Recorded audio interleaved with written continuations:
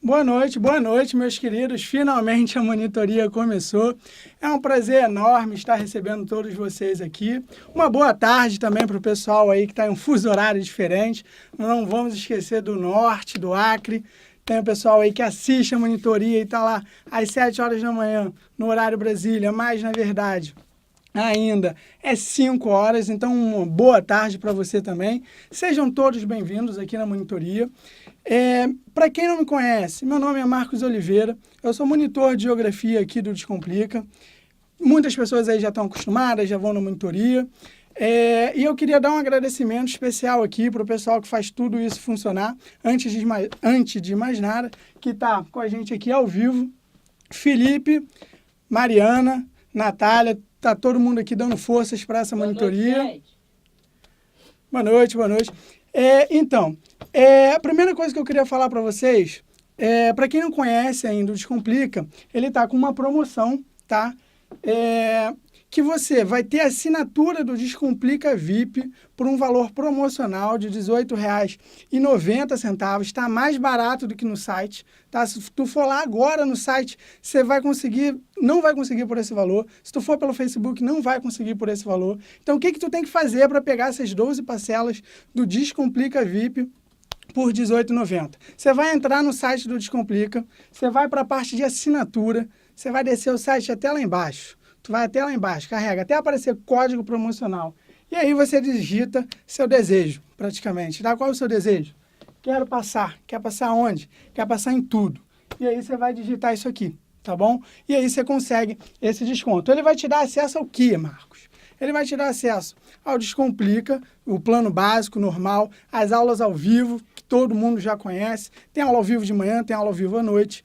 E vai te dar também acesso a todos os cursos extras. Então, assim, não perde essa oportunidade, porque é até 11h59, e aí perdeu, meu querido. O cupom não vale mais. Então, quero passar a assinatura. É só o que você precisa fazer, vai preencher os dados do seu cartão ou boleto bancário, e aí você consegue. Tá, e como vai funcionar essa nossa aula de hoje? Nós vamos estar falando aqui de 3 temas, tudo bem?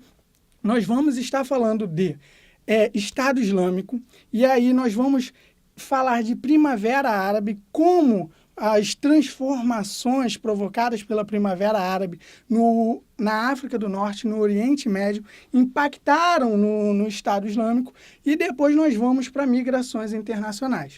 Só que, como essa aula aborda 3 temáticas extensas, é lógico que a gente não vai conseguir esgotar ela. Por isso que nós trouxemos esse cupom, não é à toa. Você vai encontrar no Descomplica módulos falando de Estado Islâmico, módulos falando de módulos falando da Primavera Árabe, das migrações internacionais. E aí você tem 2 possibilidades. Você tem o extensivo Enem, você tem um resumo Enem. O extensivo, ele trabalha mais detalhadamente. O resumo não. O resumo é aquilo mais rápido. Tu precisa pegar aquela informação, ou você está atrasado na matéria, você corre e pega ela, tudo bem? Então, a primeira coisa para a gente começar a falar de Estado Islâmico é entender uma diferença, tudo bem? E essa diferença, ela decorre do Islã, tá? O Islã ele surge aproximadamente no século VII, tudo bem? Profeta Maomé, o arcanjo Gabriel se declara para ele, fala as palavras, traz a palavra de Deus para o profeta Maomé, Deus, no caso Alá. E aí o profeta Maomé carrega consigo suas palavras, e a partir desse momento, que o Islã ele começa a crescer no mundo, tudo bem? E você tem, nesse período, após a morte do profeta, você tem uma linha sucessória. Peraí, quem vai suceder o profeta? E aí que entra a figura do califa, tudo bem? O califa, ele é um conceito muito importante para a gente entender nessa aula, porque o califa ele é um guia espiritual, ele é um guia temporal da comunidade islâmica, da sociedade islâmica. Ele que é responsável por guiar a comunidade, a sociedade no mundo, tudo bem?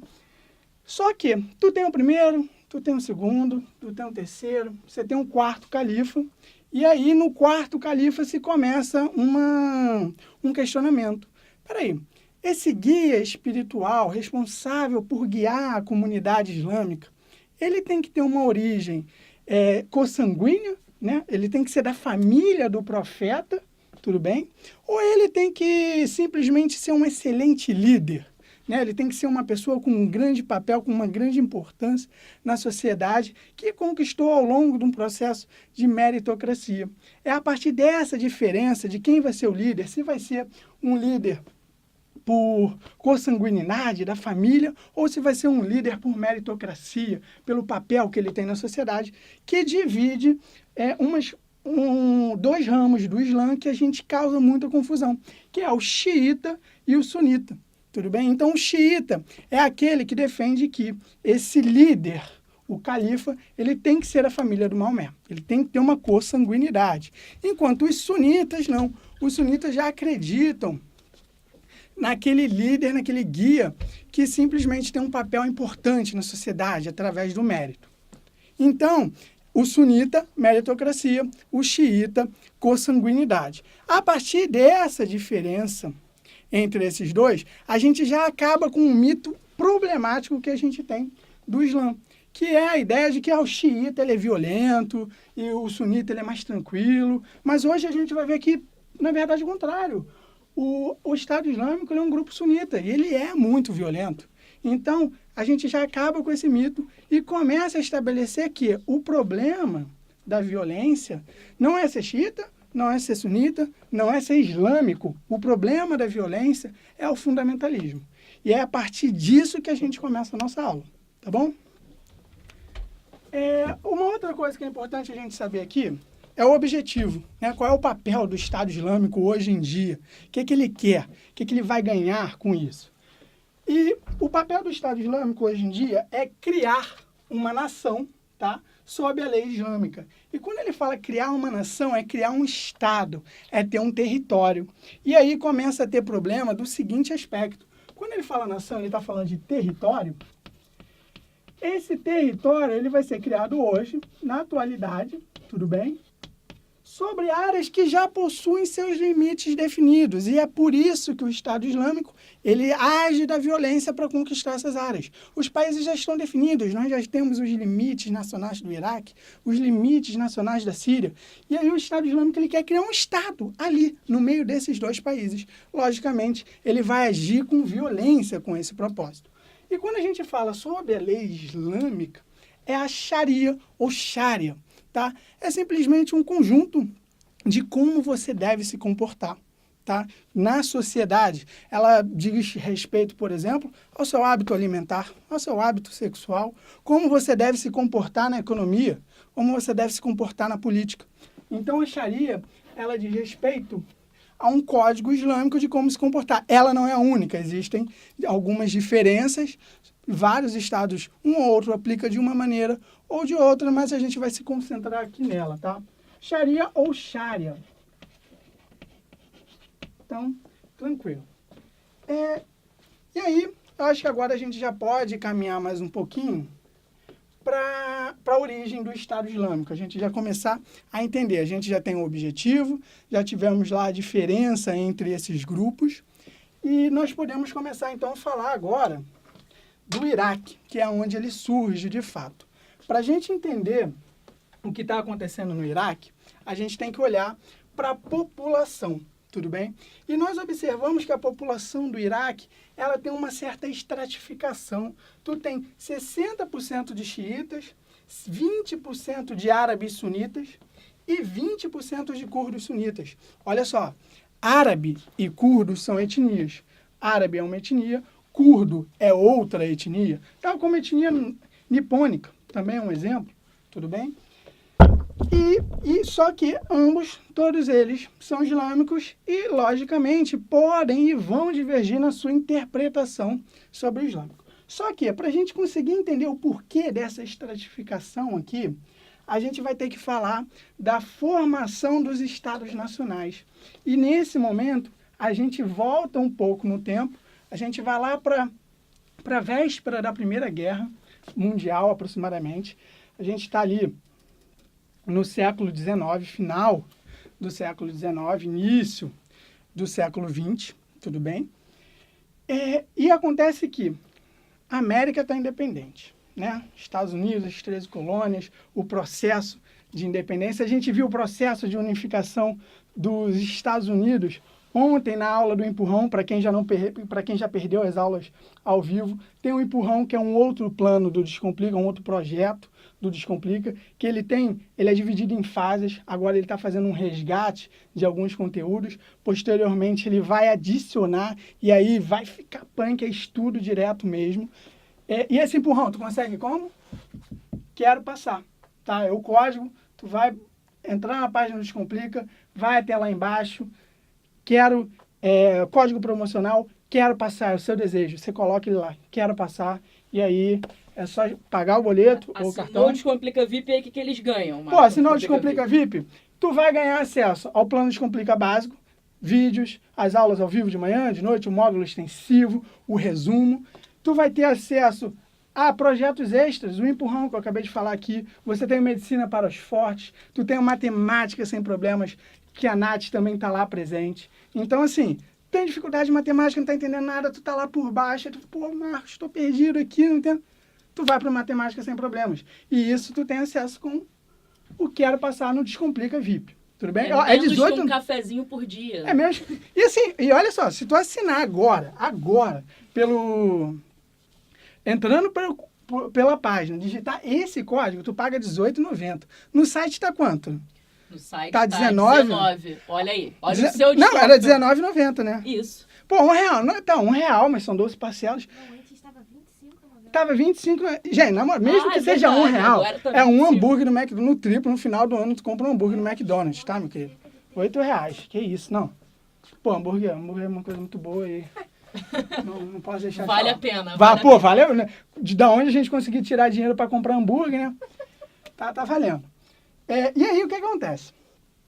Lá na formação dos Estados Nacionais, lá na véspera da Primeira Guerra Mundial, o que a gente observa é que a América está lá independente, Estados Unidos, Brasil, a Europa começa a olhar para a África, para a Ásia com um interesse muito grande. Né? Aqui nós observamos a ação imperialista da Europa na África e na Ásia. O que ela vai fazer lá, Marcos? Ela vai buscar mão de obra, ela vai buscar mercado consumidor, ela vai buscar local para investir, tamanho capital que ela está ganhando com a Revolução Industrial, e os banqueiros não sabem onde colocar dinheiro.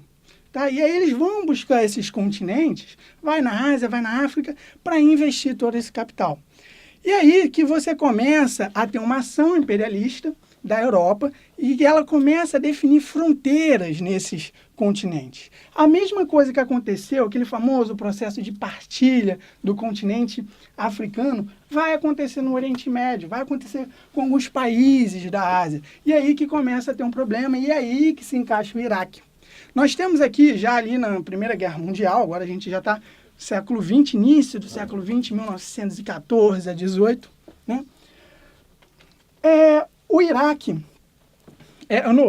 no processo da Primeira Guerra Mundial, a gente começa a observar aqui a partilha do Oriente Médio. Essa partilha ela vai decorrer a partir do momento que você observa a queda do Império Turco-Otomano, a queda do Império Persa. Aqui nós observamos o fim desses impérios. É o fim da Era dos Impérios. Um grande historiador já falou disso, Eric Hobsbawm.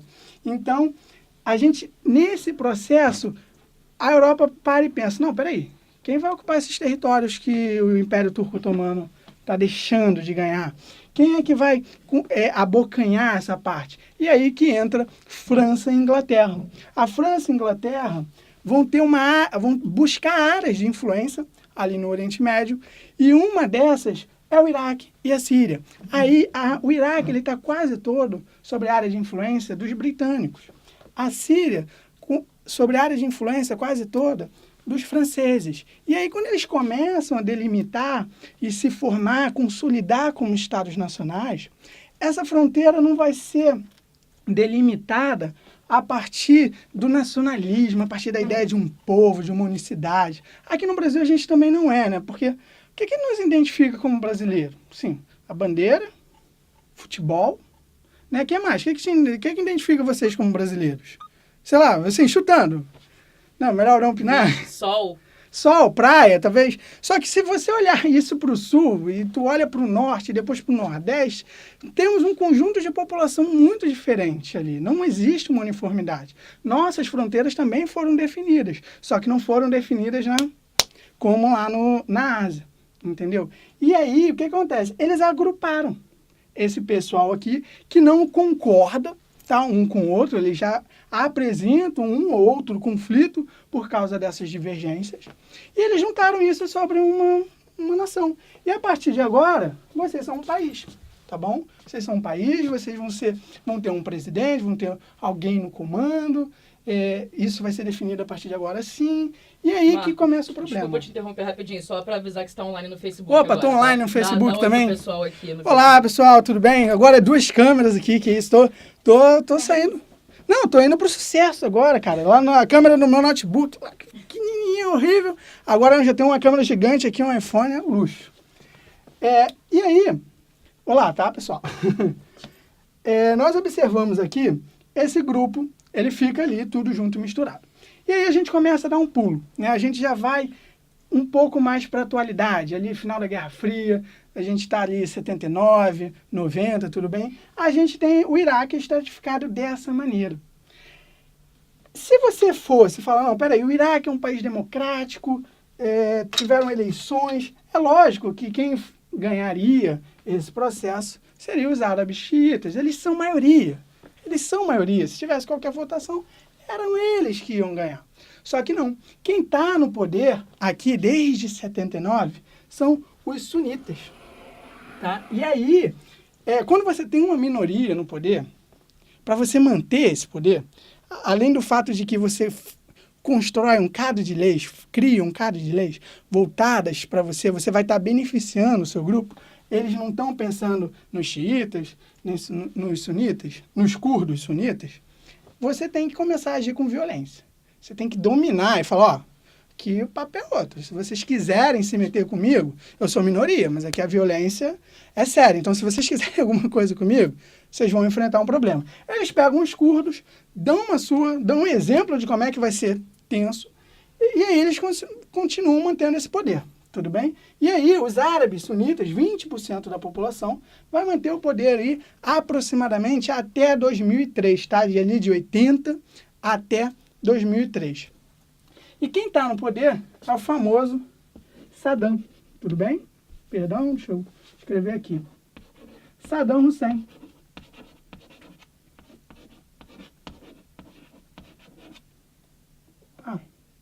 E quem está no poder aqui é Saddam Hussein. E ele vai agir com muita violência sobre esses grupos. É lógico que aqui, meus queridos, eu estou passando um pouquinho acelerado.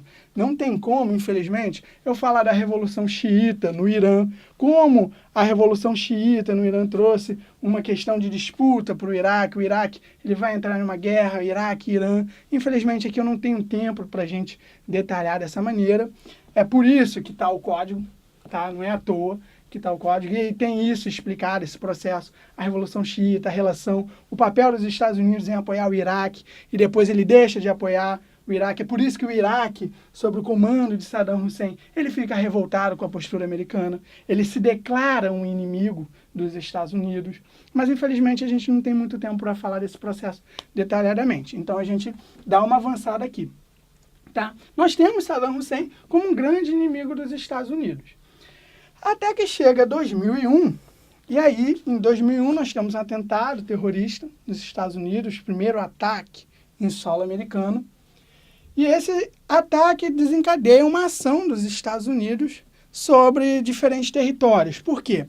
Agora, esse ataque mostrou que o inimigo agora é outro. Os Estados Unidos já estava até sem inimigo desde o fim da Guerra Fria. Ele sai ali da Guerra Fria como a superpotência, militarmente falando. Tudo bem? Ninguém dá conta dos Estados Unidos em termos militares. Até hoje, basta a gente ver a atuação dos drones. Não tem... se vocês procurarem algumas imagens no Google, o drone, ele, assim, não é um aviãozinho pequenininho, que tu bota uma câmerazinha, e é gigantesco. Tudo bem? E isso carrega milhares e milhares de armas e evita baixas americanas. E aí, o que acontece?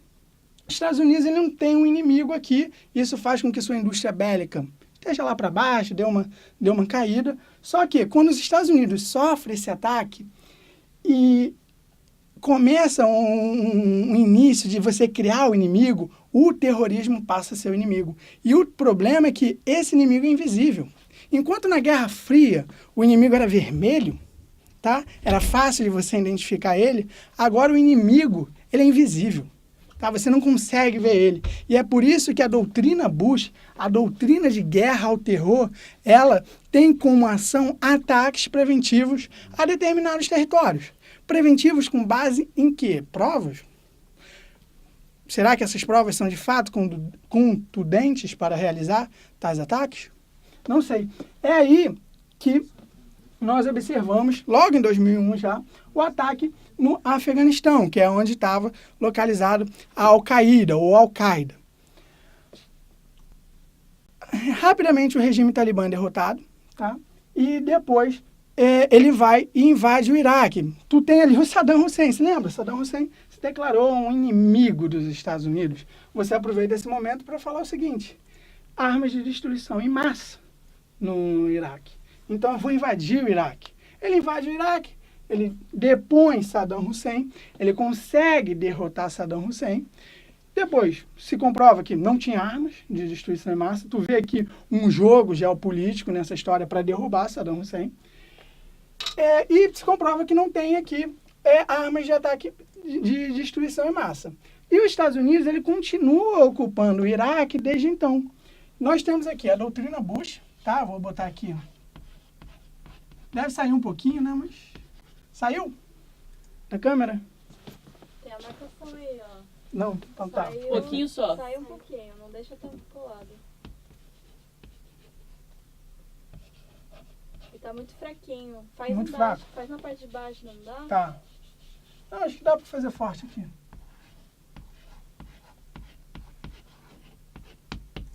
Eles vão entender.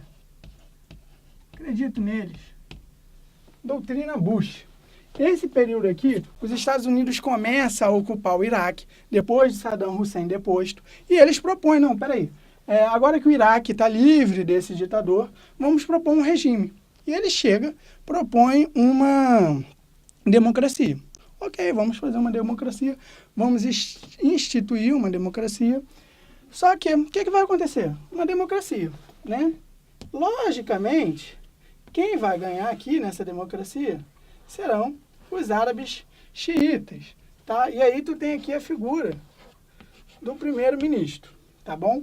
Eles vão ganhar, vão entrar, e tu tem um segundo cargo também, vamos dividir o poder, não vamos ser exclusivos. Esse segundo cargo fica na mão dos curdos, de apenas presidente, tá ok? E o que acontece é que o primeiro-ministro ele tem uma atuação muito maior do que o presidente. Tá? O presidente ele é só uma figura simbólica. Tá? Simplesmente está ali por estar. Enquanto o primeiro-ministro, não. O primeiro-ministro tem uma atuação. Logicamente, os xiitas, anos e anos e anos sendo massacrados pelos sunitas, anos e anos os curdos sendo massacrados pelos árabes sunitas, aqui tu começa uma espécie de revanchismo. Tá? Os xiitas vão agir contra os árabes sunitas, que estavam no poder até agora.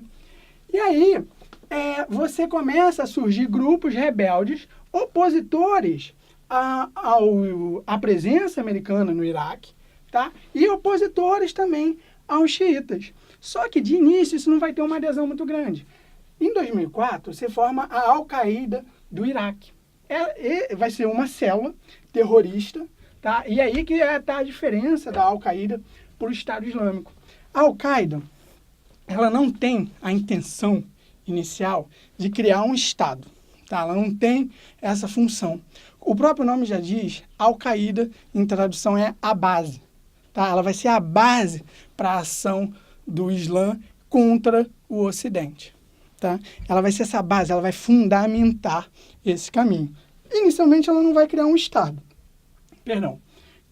Só que o que difere para o Estado Islâmico é isso. O Estado Islâmico ele já tem a proposta de criar um Estado, enquanto a Al-Qaeda não. Só que, de início, tu tem a origem da Al-Qaeda no Iraque.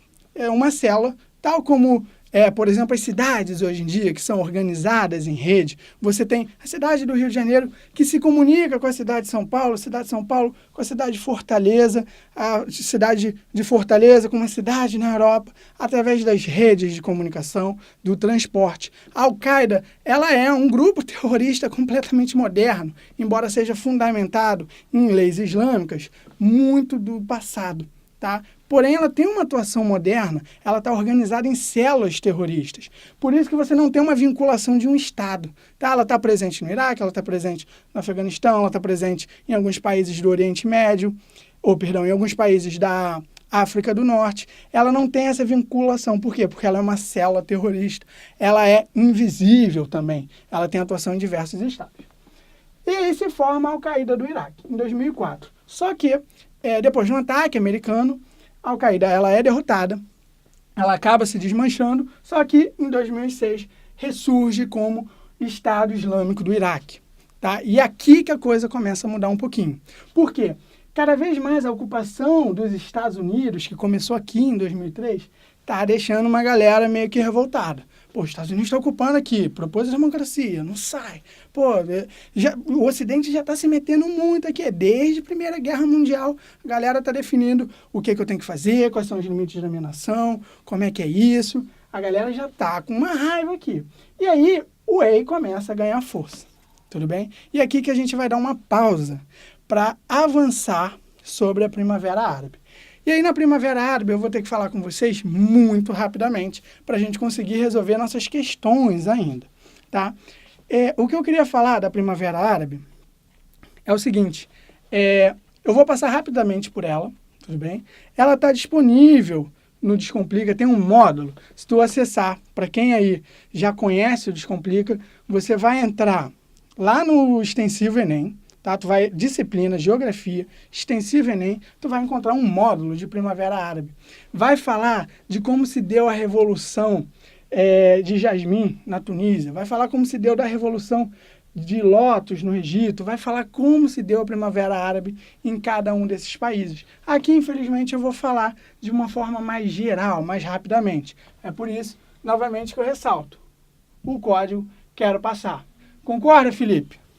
Sim. E aí? Como é que eu faço para assinar, Marco?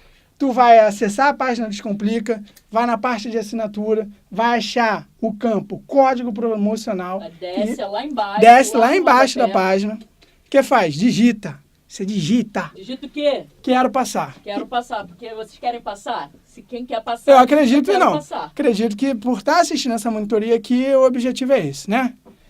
Então, você digita esse código, você vai ter acesso a isso.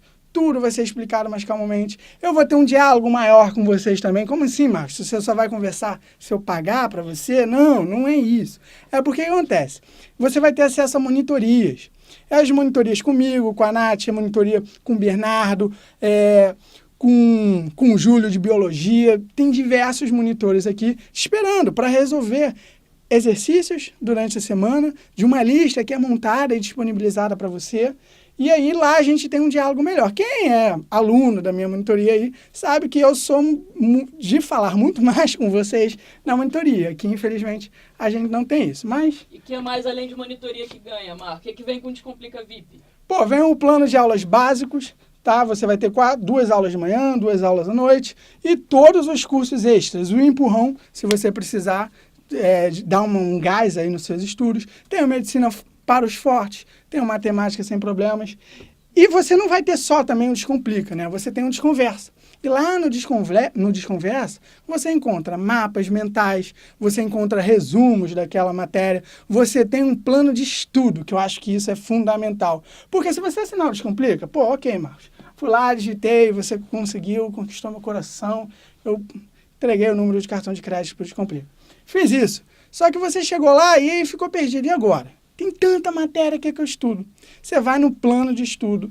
Lá ele vai te dar o que você estudar. Tem desde a primeira semana de fevereiro. Tá? E é por isso que o empurrão é pensado.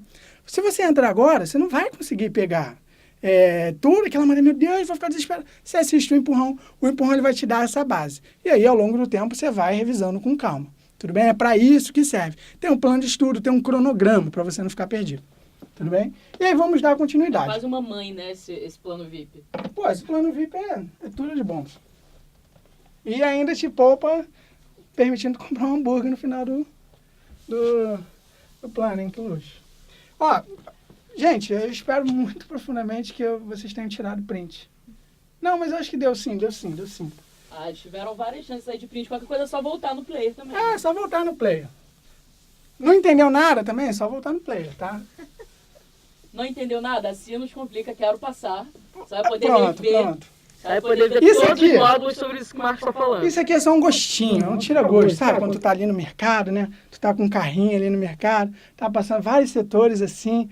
Aí tu vai ali, tu passou pelo setor de natural, tu não vai comprar nada, só tem orgânico, açúcar mascavo, só aquelas coisas, 1 quilo de açúcar R$10, tu não vai comprar nada ali. Mas tu viu lá no fundo desse setor aquela mulher com um pratinho de queijo. Você entra ali, você finge que tá... açúcar mascavo, adoçante. Tu vê todos aqueles produtos ali, pô, interessante. Aí tu passa pela mulher assim meio que desapercebido, né? Quase não dando olho, mas aí depois você vai e pega, né? É mais ou menos isso aqui, uma analogia, tá? É só um gostinho. O melhor, o produto, de fato, tu vai ter com aquele código ali, tá bom? E aí, para falar da Primavera Árabe, deixa eu até pegar aqui, deixa eu ver qual giz eu vou usar. Fala um giz aí, alguém. Verde? Será que verde rola? Você quer fazer.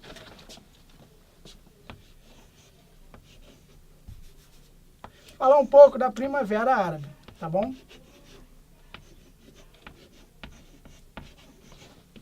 E aí a Primavera Árabe, a ideia de primavera, né? O que é primavera, né?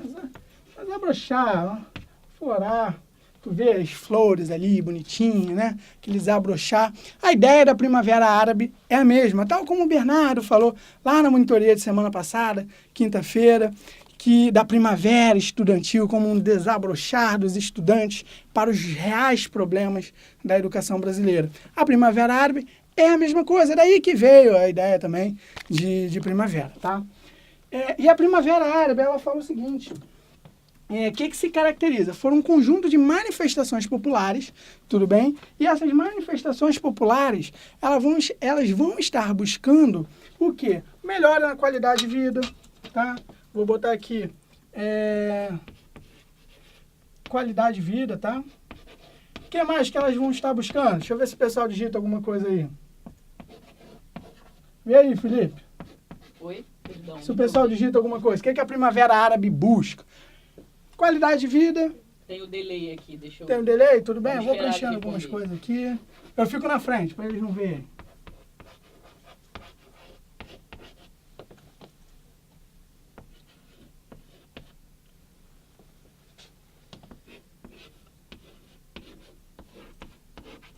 Alguém? Até agora ninguém respondeu. Tudo bem. Estão sabendo não. Não estou sabendo o que a Primavera Árabe busca? Ah, Tudo bem. falaram igualdade aqui. Igualdade, perfeito. Falaram fim dos governos ditatoriais. Fins dos governos ditatoriais, perfeito, perfeito. Buscam uma liberdade. Tá? Eles querem democracia. Por quê? Você observa ali regimes ditatoriais há séculos ali, há séculos, dominando, extraindo as riquezas daquele povo, e esses governos, eles têm uma relação, infelizmente, com outros países, e aí Europa, Estados Unidos, e tu observa as riquezas desses países simplesmente saindo ou se concentrando na mão de uma pessoa. Então eles buscam liberdade, tá? Democracia, perfeito, exatamente isso. Mas eles também são caracterizados por quê? Uma atuação de jovens. Até porque a população desses países, ali onde acontece a Primavera Árabe, é aproximadamente de 30% de jovens, tudo bem? Da população como um todo. E tem também uma forte atuação das redes sociais para se organizar. E aí essa Primavera Árabe, ela vai chegar na Síria, tá bom? Ela vai chegar lá na Síria, e na Síria tu se depara também com uma família de um ditador, Bashar al-Assad, tá? A família al-Assad, que já está ali no governo da Síria há anos, tá? Uns 40 anos aproximadamente, no comando daquele governo, como uma ditadura, e eles integram uma minoria chamada Alauíta. E olha só, a Alauíta é uma divisão, tá, dos xiitas, tudo bem? Mas eles, no geral, podem ser agrupados como xiitas. E aí, o que acontece? A Primavera Árabe, ela chega ali, ela começa na Tunísia, vai para Argélia, Marrocos, Egito. Falei dessas revoluções aqui que você vai pegar melhor assinando, Descomplica, mas ela chega na Síria. É óbvio que, de início, essa Primavera Árabe, ela tem um caráter de manifestações populares. Olha só, aqui não é de cunho religioso, não. Tá? Isso aqui são manifestações populares. É o povo revoltado, não aguenta mais com esses regimes ditatoriais, com esse roubo das suas riquezas. Eles não querem mais isso. E aqui é uma questão popular, não é uma questão ideológica, religiosa, não. É popular. Só que isso não vai ser em todos os países. Quando ela chega na Síria, tu vê 1/4 da população insatisfeita. Esse 1/4 começa a se organizar. Só que olha só, 1/4 não ia conseguir uma representatividade grande para derrubar o governo sírio. Tá? Tu não vê a população toda insatisfeita. Não, é aí que começa uma geopolítica. É aqui que começa a atuação de governos internacionais, ou de outros governos, governos externos. Tu vê os Estados Unidos financiando esses rebeldes. E aí ele começa a dar dinheiro para esses rebeldes para formar grupos opositores e lutarem contra a Síria. E nesse processo, contra o governo de Bashar al-Assad. Bashar al-Assad, ele tem uma relação muito boa com Moscou, Rússia, com Vladimir. E aí que você começa aqui um jogo de interesse. O Vladimir vai agir também em prol do governo de Bashar al-Assad, quando os Estados Unidos estão ali fortalecendo os opositores. Isso cria uma guerra na Síria, uma guerra civil na Síria. E aqui a gente já se encaminha aí para o final da nossa aula. Essa guerra na Síria vai desencadear um período, digamos assim, bom para o Estado Islâmico, porque deixa um vazio de poder em grande parte do território sírio decorrente dessa guerra. É nesse momento que a Síria, que o Estado Islâmico começa a avançar, tá bom? A Primavera Árabe, ela começou ali aproximadamente 2010, final de 2010 para 2011, tudo bem? Ela avança por esses países, chega na Síria. A Síria ainda está em um conflito, em uma guerra civil decorrente desses movimentos da Primavera Árabe, que tomou outros contornos ali. Ali a questão não é só popular, tá? São de interesses geopolíticos externos. E nesse momento tu tem, do começo da Primavera Árabe, tu tem em 2010 o atual líder do Estado Islâmico assumindo o poder ali, de fato do Estado Islâmico. Abu Bakr al-Baghdadi. Ele assume o poder do Estado Islâmico e nesse momento posterior ele vai começar, depois da Primavera Árabe, a avançar o seu domínio sobre a Síria. É aí que em 2013, tá? Em 2013 que o Estado Islâmico, ele se torna Estado Islâmico do Iraque e do Levante. Por Levante, nós entendemos uma região da Síria. Tudo bem? E agora o Estado Islâmico ele não é só do Iraque, ele não está só restrito, ele vai para a Síria também. Isso decorrente da guerra civil originada no Estado sírio, da oposição entre a família Bashar al-Assad, que é de um ramo do islamismo denominado Alauíta, que é uma subdivisão dos xiitas, tudo bem? Lutando para manter o poder contra os grupos opositores. Quem você acha que vai ser os grupos opositores? Os sunitas, que são a maioria da Síria. E aí, olha só, tu tem sunitas na Síria lutando contra xiitas. O que é o Estado Islâmico? Um grupo sunita, que era aquele grupo lá do Saddam Hussein, os 20% de árabes sunitas, que estavam lutando no Iraque. O encontro desses dois era praticamente certo. Tá? E aí tu tem o Estado Islâmico da Síria, Estado Islâmico do Iraque e do Levante. Só que, em 2014, o Estado Islâmico ele mantém a sua dominação sobre a região, ele está expandindo cada vez mais e ele começa a observar, não, agora eu tenho uma homogeneidade, eu tenho uma uniformidade, não faz mais sentido, como Estado, eu ser o nome de outros dois países ou de outras duas regiões. Eu vou ser o Estado Islâmico da Síria, Estado Islâmico do Iraque. Não posso. E aí que ele se unifica e, de fato, forma o Estado Islâmico. E aí tu tem o EI. Tudo bem? Marcos, sabe quem tá no chat pedindo um beijo? Quem? o cara mais malemolente dessa empresa aqui, desse Descomplica. Quem é o cara mais O malemolente? Léo Gomes. Léo Gomes? Pô, que Falou isso? que está muito carente em Governador Valadares e quer que você mande um beijo pra ele. Pô, um beijo, um abraço pra todo mundo aí de Governador Valadares. Quem mais tá lá em Governador Valadares? Não sei, por enquanto só o Léo. Só o Léo? Vamos ver Então- se alguém se pronuncia aqui. Léo tá sozinho? Tudo bem, um abraço, um beijo muito grande, Léo. Deixa eu ver aqui. Será que o Léo já usou o cupom hoje? Não sei, não sei. Já usou, Léo? Já digitou quero passar? Já acessou o Descomplica? Foi lá na página de baixo? Quero passar? Tá perdendo essa oportunidade ainda. Ganhou um bônus no final do ano. Economias. Deixa eu ver aqui. Eu acho que com isso a gente já pode ir para os exercícios. Quanto tempo tem? 19 minutos. 19 minutos? Acho que dá pra gente ir para os exercícios, né? Tem alguma dúvida aí, sim? Por enquanto, não. Perguntaram sobre os Estados Unidos. Perguntaram se... Eles estão fazendo umas perguntas muito loucas, assim. Muito loucos. Eu posso falar, por exemplo, dos Estados Unidos, rapidamente? Eles perguntaram se o interesse dos Estados... Muita gente perguntou se o interesse dos Estados Unidos era só no petróleo, né? Em financiar essas recursos guerras. naturais, sim, tem interesse ali por trás de petróleo, sim. Tá? A riqueza desses países nesse recurso natural é muito grande, eles têm um interesse nisso. E aí que tá um negócio muito interessante. Como a gente tem 20 minutos, dá pra gente falar isso. Posso pagar aqui, Primavera Árabe? Pode. Como a vida dá voltas, como esse mundo roda.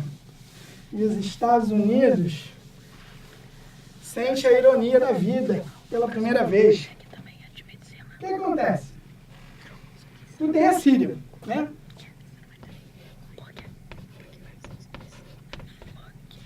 E o governo de Bashar al-Assad, que eu te falei, ele tem um apoio russo, né? A gente vai dizer que é um aliado russo. O governo que é aliado russo é a família do al-Assad, tudo bem? Que é xiita, ok? Que é xiita. E aí tem um apoio russo. Vou botar aqui.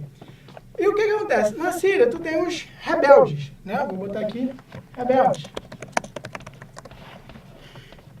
Tem o Estado Islâmico, tá? Os rebeldes, o Estado Islâmico, que são sunitas. E foram financiados pelos Estados Unidos. E o que acontece agora é o seguinte, você tem essa configuração aqui de poder. Tá? Os Estados Unidos, historicamente, ele mantém uma relação melhor com os sunitas do que xiitas. Porque os xiitas, eles dão origem até o que nós chamamos de o arco xiita. O arco xiita é Síria, Irã e o Hezbollah, que são grupos claramente opositores à criação de Israel, que os Estados Unidos tanto apoiam. E agora, os Estados Unidos se encontram num dilema. Esses sunitas, eles estão indo para o EI. Eles estão integrando o Estado Islâmico, sendo que os Estados Unidos dão apoio para esses caras aqui. Só que isso não pode mais acontecer. E agora os Estados Unidos, na ironia da vida, o que eu faço? Para onde eu vou? E ele começa por bastidores, logicamente, isso não vai ficar tão claro assim, ele começa a dar apoio a determinados xiitas. É por isso que, recentemente, a gente observou uma aproximação dos Estados Unidos com o Irã, que tem um governo xiita. Esse governo xiita alcançou o poder lá na Revolução Xiita, 1979, segunda crise do petróleo. A gente estuda isso também em geografia. Tem lá no Descomplica, tá? Tem no extensivo Enem, ok? A Revolução Xiita. Esse é um módulo importante para você entender isso tudo que a gente está falando aqui. E quem não é assinante Descomplica? E quem não é assinante, Esse módulo. quero passar. Tá? Você vai acessar o Descomplica, vai descer lá na página e você vai digitar quero passar. Querido, O que eu ganho se eu digitar? Quero passar aula no ao campo, vivo, código tu ganha aula ao promocional. vivo, você vai ganhar acesso a diversos cursos extras. Felipe, fala um curso extra aí que eles vão ter acesso. Medicina Para os O fortes. que mais? Medicina para os fortes. Matemática sem problemas. Com quem? Matemática? Tem o que? O Alex. Alex. Tá A pessoa mais dando musical aula desse lá? Descomplica. Tá tocando música lá agora? Ele tá lá hoje. Que isso. Estão perdendo a aula do Alex, gente. Mas E por quanto que o cara assina com o cupom Quero Passar? R$18,90. Tá mais barato do que acessar o site. Tudo bem? E agora acho que a gente já pode ir para as questões, né? Faltando aí 10, 15 minutos. A gente pode ir para as questões. Vocês estão com material aí? O pessoal está com material, né? Então vamos lá. O que é importante quando a gente for fazer essas questões, e é uma coisa que tem um módulo especial, não um módulo especial aqui não, tem um curso praticamente especial para isso, tá? Que é o GEP, tá? É o Guia do Estudo Perfeito. O Descomplica, ele é uma ferramenta revolucionária. Então, como a eletricidade mudou as sociedades, né? Agora tu tem luz, tu muda tudo na sua vida, né? Antigamente você não saía à noite, tu não ia para balada escutar, não tinha como, né? A eletricidade mudou a sociedade, a internet mudou também. E com a internet, o Descomplica mudou a forma de estudar. E para isso é uma ferramenta. Você sozinho, você vai vou pegar tudo lá do Descomplica, vou estudar. Só isso, tá? Talvez tu consiga, mas talvez não seja o suficiente. E é por isso que você tem o GEP. O Guia do Estudo Perfeito está incluído nisso daí que você vai assinar também. E você tem ali todo a construção de um projeto de como estudar melhor, de como performar melhor. Tudo bem? Tudo isso, um cupom Quero Passar. Vamos lá para os exercícios. E ele vai te ensinar uma coisa fundamental para você realizar exercícios. Quando vocês estiverem lendo, interpretar o texto, o que mais eu consigo extrair daqui. Tá bom? Vamos lá então. Primeira questão está falando o seguinte. No mundo árabe, países governados há décadas por regimes políticos centralizadores contabilizam metade da população com menos de 30 anos. Desses 56%, tem acesso à internet. Olha só, é aquele quadro da Primavera Árabe que eu botei aqui, que eu infelizmente apaguei. População muito jovem, acesso à internet, tá? As redes sociais. E olha só, o texto está carregado de sentido, está carregado de significado. Estou trazendo muita coisa aqui para você. Sentindo-se sem perspectivas de futuro e diante da estagnação da economia, esses jovens incubam vírus sedentos por modernidade e democracia. Em meados de dezembro, um tunisiano de 26 anos, vendedor de frutas, põe fogo no próprio corpo em protesto por trabalho, justiça e liberdade. Esse jovem foi o Mohamed Bouazizi. Tá? Ele se autoimolou, ele ateou fogo no seu corpo, uma forma de protesto dele não aguentar mais o que ele passava. Tá? Ele faz até uma carta muito emocionante, tem disponível na internet, que ele escreve para a mãe dele, dizendo do porquê que ele fez isso, que ele não aguentava mais essa pressão que existia ali. E a partir disso ele acabou se tornando um símbolo. Tá? Tu começa a ter aqui, de fato, as revoltas, com a figura desse rapaz que começa a Primavera Árabe, de fato, uma série de manifestações eclode na Tunísia, primeiro país. E como uma epidemia, o vírus libertário começa a se espalhar pelos países vizinhos, derrubando em seguida o presidente do Egito, Hosni Mubarak. Sites e redes sociais, como Facebook e Twitter, ajudaram a mobilizar manifestantes do norte da África a ilhas do Golfo Pérsico, tudo bem? Lá o Oriente Médio. E ele pergunta, considerando os movimentos políticos mencionados no texto, o acesso à internet permitiu aos jovens árabes reforçar a atuação dos regimes políticos? Reforçar a atuação das ditaduras? Não. Tomar conhecimento dos fatos sem se envolver? Não, pelo contrário, eles se organizaram, eles foram para a rua, protestaram, escreveram, não, vamos para a rua, vamos se organizar, colocando às vezes 1, 2 milhões de pessoas no mesmo local. Tá? Então não, também não. C, manter o distanciamento necessário à sua segurança. Tu tá usando a rede social para tu ficar em casa, e aqui é aquela ideia do vou xingar muito no Twitter, né? Vai resolver tudo. Tu chega lá no Twitter, tô revoltado e não. Eles não mantiveram distância, eles foram para a luta, eles foram mudar o seu país. Então, isso a gente pode até trazer um paralelo com o que aconteceu no Brasil, né? 2013. D. Disseminar vírus capazes de destruir programas de computadores. Não, também não. E aí o gabarito, letra E, difundir ideias revolucionárias que mobilizaram a população. Tá? Essa letra E, tranquila, questão do Enem. Tá? Vamos lá então. Na 2. 2. Em 29 de junho de 2014, Abu Bakr al-Baghdadi, líder do grupo terrorista sunita Estado Islâmico, declarou-se califa. E aí, o que é o califa? O califa é aquele guia espiritual, aquele guia, é um guia temporal, tudo bem? Daquela comunidade islâmica. Quando ele se declara califa, ele precisa de um território. É aí que surge a denominação califado. Tá? Quando você cria uma nação, tu está criando um território, esse território vai ser denominado de califado. O califado é onde o califa, guia espiritual, consegue aplicar as leis islâmicas, a Sharia. Tudo bem? Sharia. O califado almejado por al-Baghdadi tem por objetivo servir de pretenso modelo para os muçulmanos, com leis rígidas calçadas na Sharia, ou Sharia, para sustentar suas pretensões. O Estado Islâmico, além de ter uma estrutura bélica fortalecida, tem também como principal fonte de renda comércio de diamantes roubados da África. Não, tá? Oriente Médio, não. Ali eles têm uma disponibilidade de outro recurso natural, que a gente já se encaminha aqui para a nossa resposta.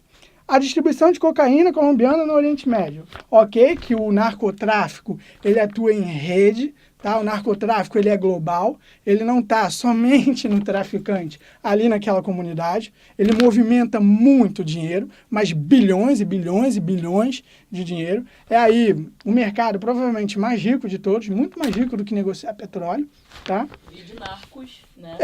Basta você assistir Narcos, Netflix. Dá pra ver Netflix. no Netflix. Né? Dando continuidade, perdão. Então, não é a questão ainda do narcotráfico aqui, por mais que seja muito grande, não. Vende ouro, também não é a questão. Aqui já se encaminha mais para o gabarito da letra D, a venda de petróleo iraquiano. Iraque tem como grande recurso natural ali o petróleo, a disponibilidade de petróleo. Então, gabarito letra D. A venda de mulheres escravizadas para a Europa. Também não. Tudo bem? Acho que essa é bem tranquila. Mas quanto tempo? Acho que dá para a gente terminar então com tranquilidade. E aí, 3. A Unesco condenou a destruição da antiga capital assíria de Nimrod, no Iraque, pelo Estado Islâmico. Olha só, a Unesco está condenando o Estado Islâmico pela sua atuação destrutiva em cidades, em antigas cidades ali no Oriente Médio. Tá? Com a agência da ONU considerando o ato como um crime de guerra. O grupo iniciou um processo de demolição em vários sítios arqueológicos, em uma área reconhecida como um dos berços da civilização.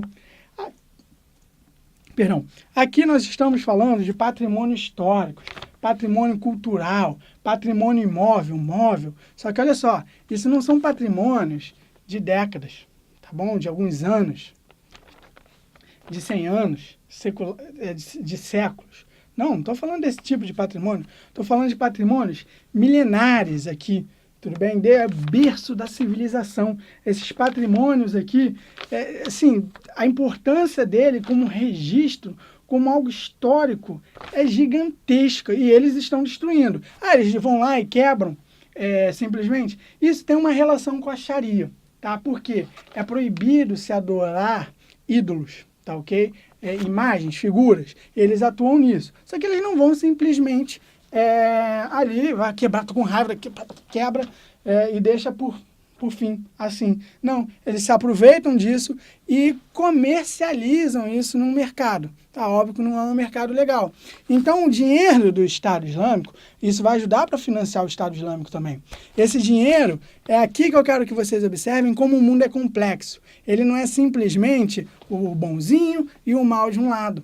Você acha que quem compra essas relíquias, esses itens que são destruídos, removidos e vendidos, não tem, talvez aí algum empresário, talvez alguma pessoa que tecnicamente, teoricamente, não tem menor e qualquer relação, mas o dinheiro dele entra nesse circuito. Tá? O que eu quero dizer é que, infelizmente, no capitalismo, isso daí acaba acontecendo. A gente não consegue perceber essas diferenças.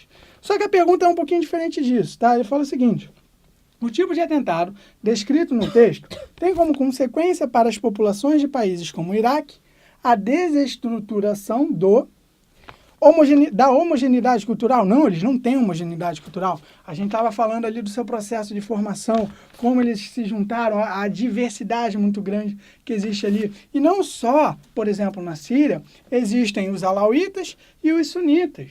Existem também cristãos, tudo bem? E outras religiões, outras subdivisões desses grupos.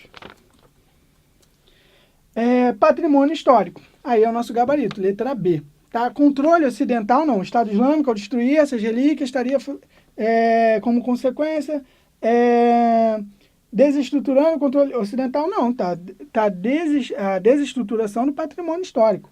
Tá? Unidade étnica também, não, eles não têm. Você tem árabes, você tem curdos. Tá? Religião oficial, muito menos. Eles estão a propaganda dessa religião. Só que o problema é que eu falei no início da monitoria e que eu quero que fique muito claro para vocês, agora olhando para o pessoal do Facebook, e que isso tem que ficar claro, o problema não é os sunitas, o problema não são os xiitas, o problema é o fundamentalismo religioso. Tá? E esse fundamentalismo, ele também existe em qualquer outra parte do mundo. Tá bom? Também existe no cristianismo, também existe em outras questões sociais, em questões ideológicas, tá? Ele existe em tudo que é lugar. O problema é ele. E aí, os que 3 a gente já eliminou, gabarito letra B. 4, aqui a gente já vai começar a falar das migrações aí para começar a encerrar nossa monitoria, né? E que eu falei que a gente ia passar por migrações. Quando a gente pensa em migração, a gente tem que pensar a migração a partir de 2 fatores, tá ok? E aí, eu vou colocar aqui rapidamente, as migrações, nós temos que pensar a partir de fatores atrativos, tudo bem? E fatores repulsivos, ok? Porque assim, você tem uma região que você tem ali alguns fatores que te causam interesse ir para lá. Por exemplo, você tem emprego, você tem qualidade de vida, você tem segurança. Aquilo torna aquela região um fator atrativo. E você vive em uma região que possui fatores repulsivos. Tem desemprego, não tem segurança, não tem qualidade de vida. É lógico que você vai buscar áreas com melhores qualidades de vida. É aí que, quando a gente pensa no migrante, nós temos que pensar no atrativo. E quando a gente olha o caso da Síria, que está acontecendo agora, nós temos ali uma guerra civil que já está há 5 anos, tá? Tu tem a atuação do Estado Islâmico, milhares de pessoas vão começar naturalmente a sair desse território, vão começar a procurar outras regiões, vão começar a procurar outros lugares, né? Por quê? Tu tem um fator repulsivo, e aí tu vai buscar segurança. A questão é que eles estão localizados, por exemplo, próximo da Europa. Eles vão buscar segurança na Europa. Só que para tu ver como a situação é tão complicada, eles vão procurar segurança também no Iraque, no Irã, que é do lado. Tá? Aí não é um país tão famoso pela segurança ou pelo emprego. Tudo bem? E aí, nesse caso, eu queria responder a questão 5 com vocês. E essa questão 5 é até legal, porque essa é uma questão inédita. Essa questão não é uma questão do Enem. Ela não é uma questão que tu vai encontrar em qualquer outro lugar. Essa é uma questão exclusiva do Descomplica. Nossa outra monitora de geografia elaborou ela para lista de exercício. Essa lista de exercício você encontra onde? Você vai encontrar no site durante a aula ao vivo, para você resolver em casa e ir para as monitorias caso tenha dúvida. Como você vai conseguir isso? Quero passar. Não é, Felipe? Isso aí. Vai acessando o site, até lá embaixo, código promocional. Descomplica.com.br, aí você desce até o campo código promocional e digita o que, Marcos? Quero passar. E aí, ó, acessa a aula ao vivo, vai ter todos os outros cursos, além das monitorias e com questões exclusivas, que vem que tem mais. E tá? o pessoal assina o quê? O Descomplica VIP. Descomplica VIP, R$18,90, 12 parcelas de R$18,90. E aí nós responderemos agora nossa questão 5, tá? Pulei a 4. 5. Mais de 100 mil refugiados e imigrantes entraram na Europa pelo mar Mediterrâneo desde janeiro, anunciou a Organização Internacional das Migrações, nessa terça-feira. Olha só, ele dá 2 informações aqui que a gente tem que diferenciar. Olha só, mais de 100 mil refugiados e imigrantes Tá vendo que ele não botou refugiado na mesma classe de imigrantes? Embora eles também são migrantes, eles estão saindo de um lugar e indo para o outro. Aí que entra a questão. O refugiado, ele é um conceito específico, foi determinado em 1951, tá? Numa reunião, num conselho da ONU sobre refugiados. E nesse conselho, todos os países da ONU, todos os países seguintes que estariam entrando na ONU, assinaram um acordo que determinava como refugiado aquele cara que está fugindo de um determinado local por causa de algum risco de vida. Tá? Ele corre algum risco, seja por uma perseguição política, ideológica, econômica, algum problema que causa ali um risco de vida para ele. E aí ele não é um migrante qualquer, ele não está procurando trabalho, ele é um refugiado. E os países têm que aceitar esses refugiados. É aí que a Europa começa a entrar numa crise, numa discussão sobre, peraí, tem que aceitar o refugiado? Vou fazer o quê? Assinei isso daí no passado. Só que a Europa tem um acordo de livre circulação. Então o refugiado ele entra na Grécia e aí a partir da Grécia ele poderia ir para qualquer outro país. E aí tu tem toda essa dificuldade, toda essa discussão que é gerada a partir dessa guerra civil na Síria e no Iraque. Tá? E aí, vamos lá, dando continuidade. Sendo 48, olha só, 48 desses 100 mil procedentes da Síria, 25 do Afeganistão, 17 do Iraque, 3 do Irã e 2 do Paquistão. Os restantes, 5%, Marrocos, Bangladesh e Somália. Pode-se afirmar que a maioria dos refugiados destes países estão emigrando de seus países devido aos... E aí, nossa resposta é letra A, conflitos armados. E por isso o termo é refugiados, tá bom? Gabarito letra A. Meus queridos, é isso. Nossa monitoria, infelizmente, chegou ao fim. Foi um prazer enorme estar aqui com todos vocês. Espero que vocês tenham gostado e espero vocês também nas monitorias, assinando, tá? Tchau, tchau, meus queridos. Um grande abraço.